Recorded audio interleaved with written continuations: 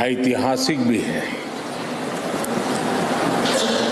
इससे पहले मुझे लोकसभा में भी अपनी भावना को व्यक्त करने का अवसर मिला था। अब राज्यसभा में भी आज आपने मुझे अवसर दिया है, मैं आपका आभारी हूं। आदरणीय सभापति जी, हमारे संविधान में राज्यसभा की परिकल्पना उच्च सदन के रूप में की गई है। संविधान निर्माताओं का ये आशय रहा है कि ये सदन राजनीति की आपाधापी से ऊपर उठ करके गंभीर बौद्धिक विचार विमर्श का केंद्र बने और देश को दिशा देने का सामर्थ्य यहीं से निकले, ये स्वाभाविक देश की अपेक्षा भी रहे और लोकतंत्र की समृद्धि में ये योगदान ही उस समृद्धि को में अधिक मूल्य वृद्धि कर सकता है। आदरणीय सभापति जी, इस सदन में अनेक महापुरुष रहे हैं। मैं सबका उल्लेख तो न कर पाऊं, लेकिन लाल बहादुर शास्त्री जी हो, गोविंद वल्लभ पंत साहब हो, लाल कृष्ण आडवाणी जी हो, प्रणब मुखर्जी साहब हो, अरुण जेटली जी हो, ऐसे अनगिनत विद्वान श्रेष्ठीजन और सार्वजनिक जीवन में वर्षों तक तपस्या किए हुए लोग इस सदन को सुशोभित किया है, देश का मार्गदर्शन किया है।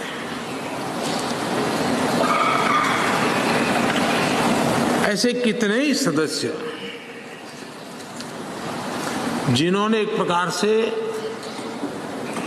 व्यक्ति स्वयं में एक संस्था के रहे, एक इंडिपेंडेंट थिंक टैंक के रूप में अपना सामर्थ्य देश को उसका लाभ देने वाले लोग भी हमें रहे। संसदीय इतिहास के शुरुआती दिनों में डॉक्टर सर्वपल्ली राधाकृष्णन जी ने राज्यसभा के महत्व पर कहा था कि parliament is not only a legislative but a deliberative body। Rajya Sabha से देश के जनता की अनेक ऊंची अपेक्षाएं हैं, सर्वोत्तम अपेक्षाएं हैं और इसलिए मान्य सदस्यों के बीच गंभीर विषयों की चर्चा और उसे सुनना, ये भी एक बहुत बड़ा सुखद अवसर होता है। नया संसद भवन एक सिर्फ नई बिल्डिंग नहीं है, लेकिन ये एक नई शुरुआत का प्रतीक भी है।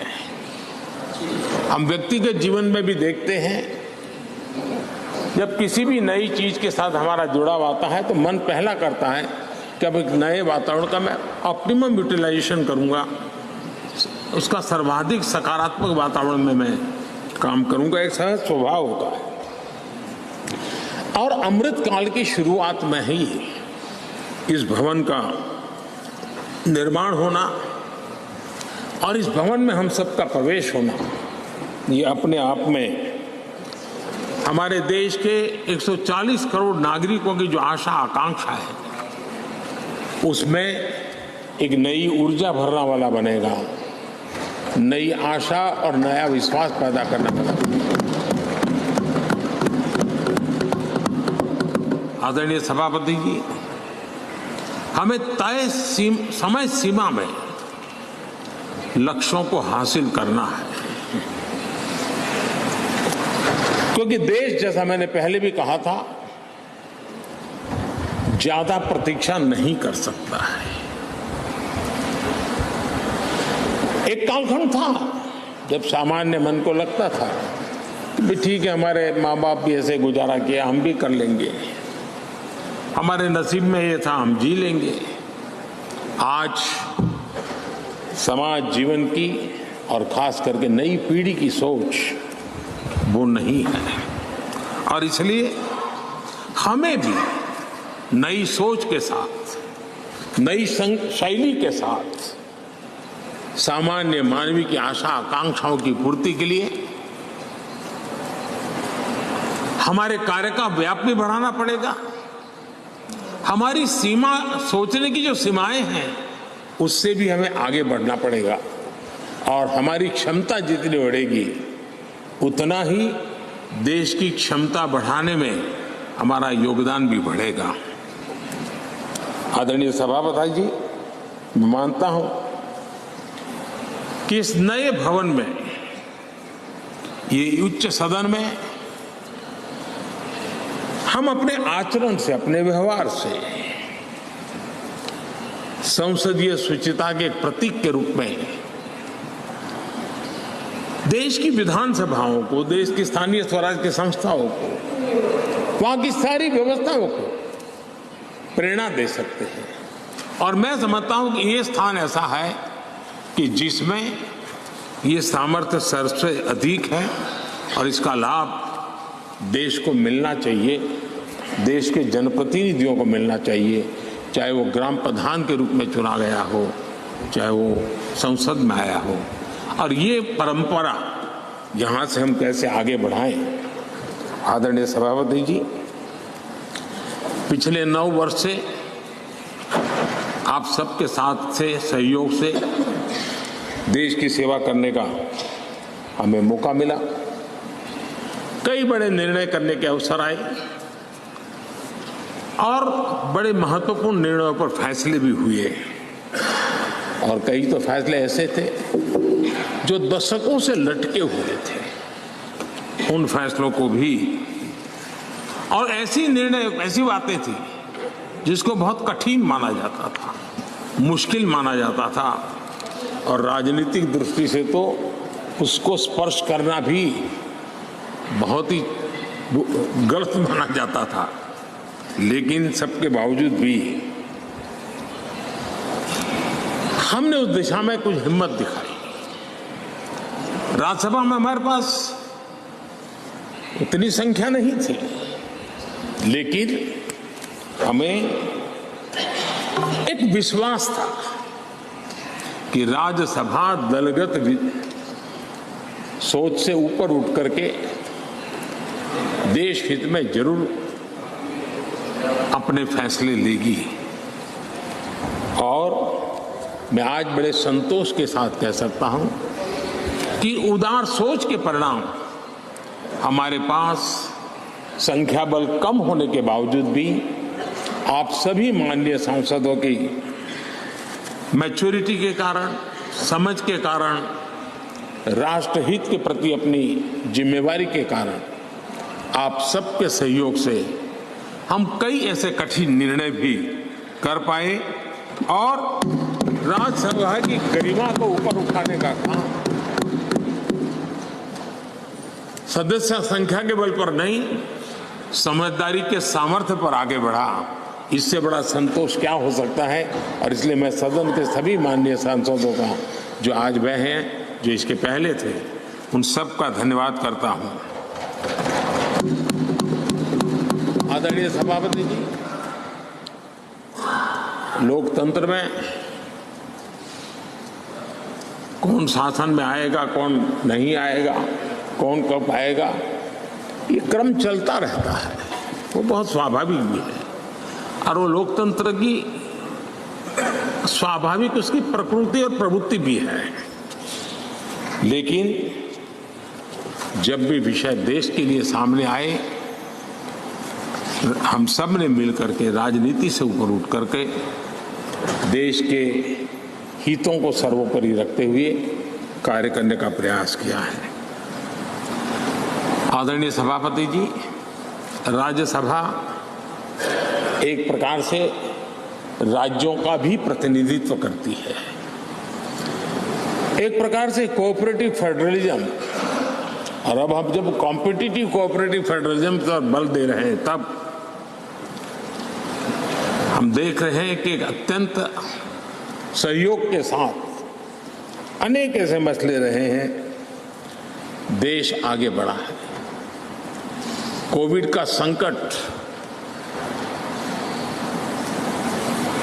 बहुत बड़ा था, दुनिया ने भी परेशानी झेली, हम लोगों ने भी झेली है, लेकिन हमारे फेडरलिज्म की ताकत थी कि केंद्र और राज्यों ने मिलकर के जिससे जो बन पड़ता है बन कर करके देश की बहुत बड़े संकट से मुक्ति दिलाने का प्रयास किया।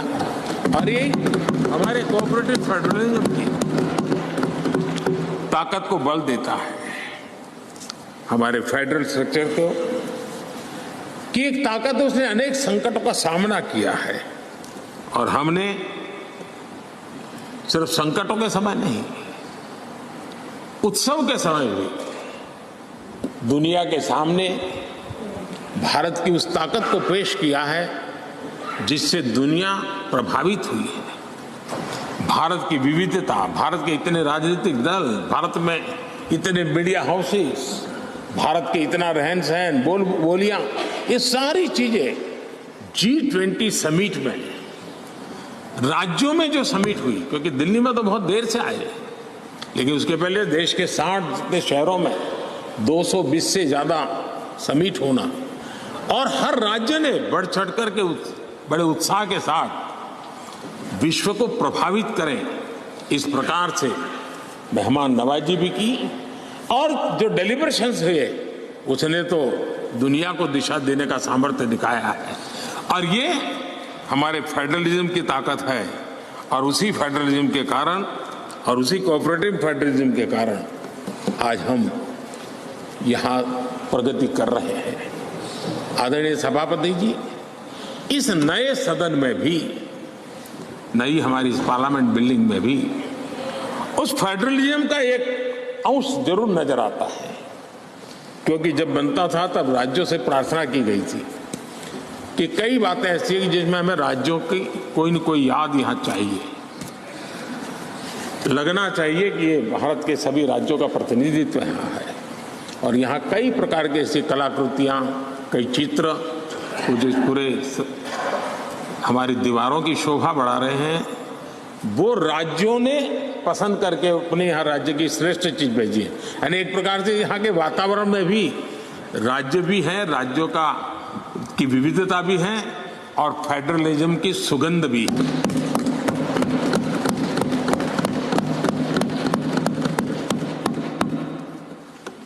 आदरणीय सभापति जी, टेक्नोलॉजी ने जीवन को बहुत तेजी से प्रभावित किया है। पहले जो टेक्नोलॉजी में बदलाव आते में 50 साल लग जाते थे, वो आजकल कुछ हफ्तों में आ जाते हैं। आधुनिकता अनिवार्यता बन गई है, और आधुनिकता को मैच करने के लिए हमने अपने आप को भी निरंतर डायनेमिक रूप से आगे बढ़ाना ही पड़ेगा, तब जाकर के उस आधुनिकता के साथ हम कदम से कदम मिलाकर के आगे बढ़ सकते हैं। आदरणीय सभापति जी, पुराने भवन में हमने, जिसको अभी आपने संविधान सदन के रूप में कहा, हमने वहां कभी आजादी का अमृत महोत्सव बड़े आन बान शान के साथ मनाया। 75 साल का हमारी यात्रा की तरफ हमने देखा भी, और नई दिशा, नया संकल्प करने का प्रयास भी शुरू किया है। लेकिन मुझे पूरा विश्वास है कि नए संसद भवन में आजादी की जब हम शताब्दी मनाएंगे, वो स्वर्ण शताब्दी विकसित भारत की होगी, डेवलप इंडिया की होगी, ये मुझे पूरा विश्वास है। पुराने भवन में हम 5वीं अर्थव्यवस्था तक पहुंचे थे। मुझे विश्वास है कि नई संसद भवन में हम दुनिया की टॉप 3 इकोनॉमी में स्थान प्राप्त करेंगे। पुराने संसद भवन में गरीब कल्याण के अनेक इनिशिएटिव हुए, अनेक काम हुए। नए संसद भवन में हम अब 100% सैचुरेशन जिसका हक है उसको पूरा मिले। आदरणीय सभापति जी, इस नए सदन की दीवारों के साथ साथ हमें भी अब टेक्नोलॉजी के साथ अपने आप को एडजस्ट करना पड़ेगा, क्योंकि अब सारी चीजें हमारे सामने आईपैड पर है। मैं तो प्रार्थना करूंगा कि बहुत से माननीय सदस्यों को अगर कल कुछ समय निकाल करके उनकी अगर परिचित करा दिया जाए टेक्नोलॉजी से, तो उनकी सुविधा रहेगी। वहाँ बैठेंगे, अपनी स्क्रीन भी देखेंगे, ये स्क्रीन भी देखेंगे, और टेक्नोलॉजी वाले अगर, तो हो सकता है कि उनको कठिनाई ना आए। आज मैं अभी लोकसभा में था तो कई साथियों को इन चीज़ों को ऑपरेट करने में दिक्कत हो रही थी। तो ये हम सबका दायित्व है कि हम उसमें सबकी मदद करें। तो कल कुछ समय निकाल करके अगर ये हो सकता है तो अच्छा होगा।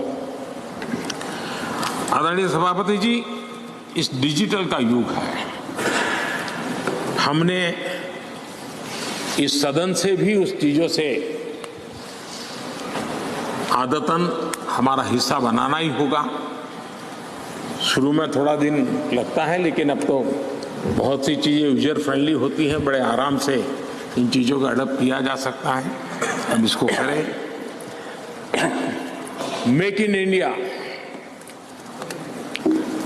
एक प्रकार से ग्लोबली गेम चेंजर के रूप में हमने इसका भरपूर फायदा उठाना है।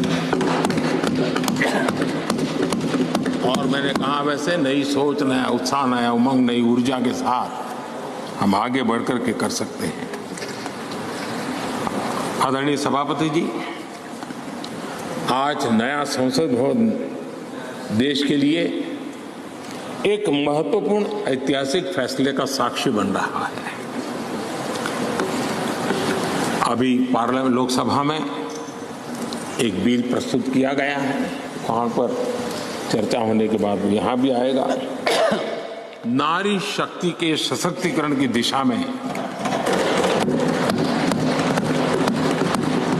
जो पिछले अनेक वर्षों से महत्वपूर्ण कदम उठाए गए हैं, उसमें एक अत्यंत महत्वपूर्ण कदम आज हम सब मिलकर के उठाने जा रहे हैं।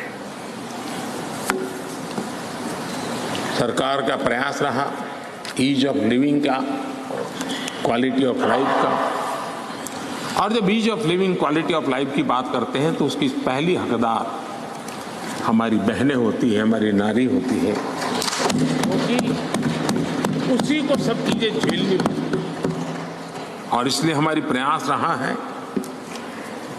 और राष्ट्र निर्माण की उनकी भूमिका बढ़े, ये भी हमारी उतनी ही जिम्मेवारी है। अनेक नए नए सेक्टर्स हैं जिसमें महिलाओं की शक्ति, महिलाओं की भागीदारी निरंतर सुनिश्चित की जा रही है। माइनिंग में बहनें काम कर सके, निर्णय हमारे ही सांसदों की मदद से हुआ। हमने सैनिक स्कूलों को बेटियों के लिए दरवाजे खोल दिए, क्योंकि बेटियों में जो सामर्थ्य है, उस सामर्थ्य को अब अवसर मिलना चाहिए। उनके मन में इफ्स एंड बट्स का युग खत्म हो चुका है। हम जितना सामर्थ्य, हम जितनी सुविधा देंगी, उतनी सामर्थ्य हमारी मातृशक्ति, हमारी बेटियां, हमारी बहनें दिखाएंगी। बेटी बचाओ बेटी पढ़ाओ का अभियान वो कोई सरकारी कार्यक्रम नहीं है, समाज ने इसे अपना बनाया है। और बेटियों का मान सम्मान की दिशा में समाज में एक भाव पैदा हुआ है। मुद्रा योजना हो, जनधन योजना हो, महिलाओं ने बढ़ चढ़ करके इसका लाभ उठाया है। फाइनेंशियल इंक्लूजन के अंदर आज भारत में महिलाओं का सक्रिय योगदान नजर आ रहा है। ये अपने आप में मैं समझता हूं उनके परिवार के जीवन में भी उनके सामर्थ्य को प्रकट करता है, जो सामर्थ्य अब राष्ट्र जीवन में भी प्रकट होने का वक्त आ चुका है। हमारी कोशिश रही है कि हमारे माताओं बहनों के स्वास्थ्य को ध्यान में रखते हुए उज्ज्वला योजना, हमें मालूम है गैस सिलेंडर के लिए पहले एमपी के घर के चक्कर काटने पड़ते थे, गरीब परिवारों तक उसको पहुंचाना, मैं जानता हूँ बहुत बड़ा आर्थिक बोझ है, लेकिन महिलाओं के जीवन को ध्यान में रखते हुए उस काम को किया। महिलाओं के सम्मान के लिए ट्रिपल तलाक लंबे अरसे से राजनीतिक दृष्टि से राजनीतिक लाभालाभ का शिकार हो चुका था, इतना बड़ा मानवीय निर्णय, लेकिन हम सभी माननीय सांसदों की मदद से उसको कर पाया।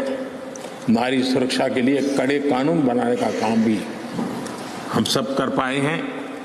विमेन लेड डेवलपमेंट G20 की सबसे बड़ी चर्चा का विषय रहा और दुनिया के कई देश हैं जिनके लिए विमेन लेड डेवलपमेंट विषय थोड़ा सा नया सा अनुभव होता था, और जब उनकी चर्चा में सुर आते थे कुछ अलग सी सुर सुनने को मिलते थे, लेकिन G20 के डिक्लेरेशन में सबने मिलकर के विमेन लेड डेवलपमेंट के विषय को अब भारत से दुनिया की तरफ पहुंचा है, ये हम सब के लिए गर्व है।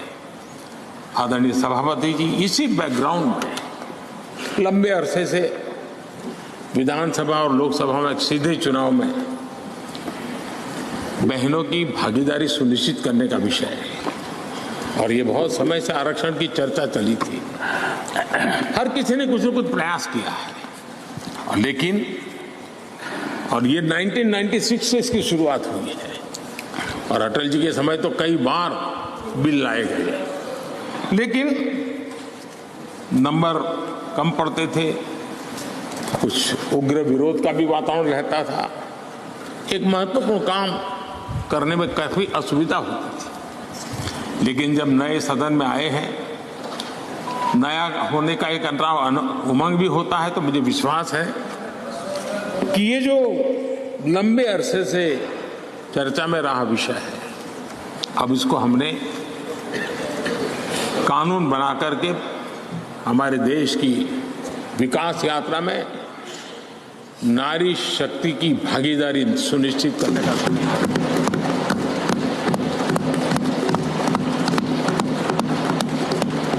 और इसलिए नारी शक्ति बंधन अधिनियम, नारी शक्ति बंधन अधिनियम संविधान संशोधन के रूप में लाने का सरकार का विचार है, जिसको आज लोकसभा में रखा गया है। कल लोकसभा में इसकी चर्चा होगी और इसके बाद राज्यसभा में भी आएगा। मैं आज आप सबसे प्रार्थना करता हूं कि एक ऐसा विषय है जिसको अगर हम सर्वसम्मति से आगे बढ़ाएंगे तो सच अर्थ में वो शक्ति अनेक गुना बढ़ जाएगी। और जब भी बिल हम सबके सामने आए, तब मैं राज्यसभा के सभी मेरे माननीय सांसद साथियों से आज आग्रह करने आया हूं कि हम सर्वसम्मति से जब भी उसकी निर्णय करने का अवसर आए, आने वाले 1-2 दिन में आप सबके सहयोग की अपेक्षा साथ मैं मेरी वाणी को विराम देता हूं। बहुत बहुत धन्यवाद।